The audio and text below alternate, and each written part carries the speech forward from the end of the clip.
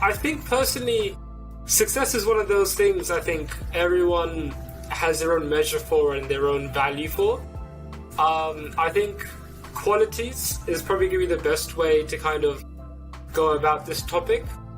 Being successful, you need to have certain qualities as your foundation, and there's certain traits about all of these different individuals that were just mentioned that make them who they are and make them stand out compared to everyone else. And that ends up leading to their success, or what we deem as success, right? Whether that be financial success, or whether that be within their companies, or whatever the case is.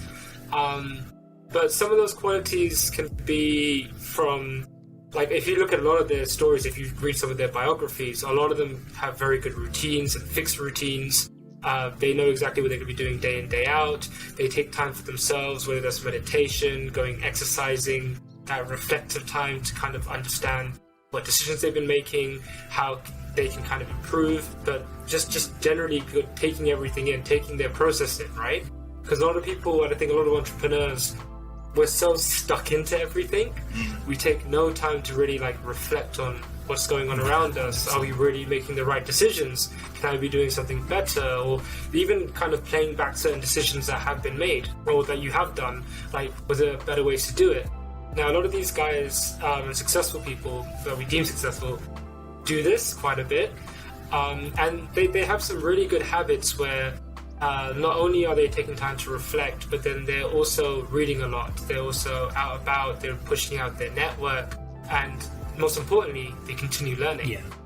Right? A lot of these people, you'd be surprised, but they do not stop learning. The more information that they get, the better it is. And they're very good listeners, right? They, no matter who they are, they'll take time, they'll listen, they'll take in the information because they might learn something new from someone else. Yeah. And they're very good qualities kind of to aspire from. And for me, I think that's what kind of leads down that path to become successful. Yeah. So that's like my 2 cents, just as kids. That's such a good answer. Your guys. That's so good. Yeah. Absolutely. And a lot of things actually you mentioned, that's what we read in the books, you know. What's your intake on that, Midge? I think Jas has raised some good ideas there. I think that's more on the, I guess that's, what's the easiest way of saying it? We can end the podcast here, guys. He's speechless. Yeah. It's so good. It's so good. I'm lost for words. Let's just end it now. I'm sorry.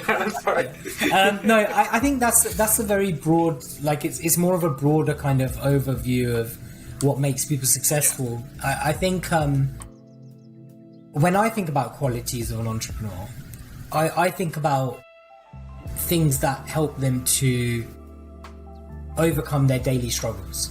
Basically, success means different things to different people, right?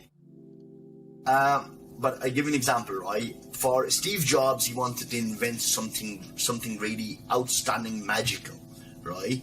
And on the back of all his vision, he wanted to change the world. He wanted to invent something that would change the entire generations, you know? Exactly. So his vision of success was invent something via touchscreen. But exactly the same way, success means different thing to Mother Teresa. Mother Teresa wanted to fly over to India and help poor people. You know, that success means to her. So success means different things to different people.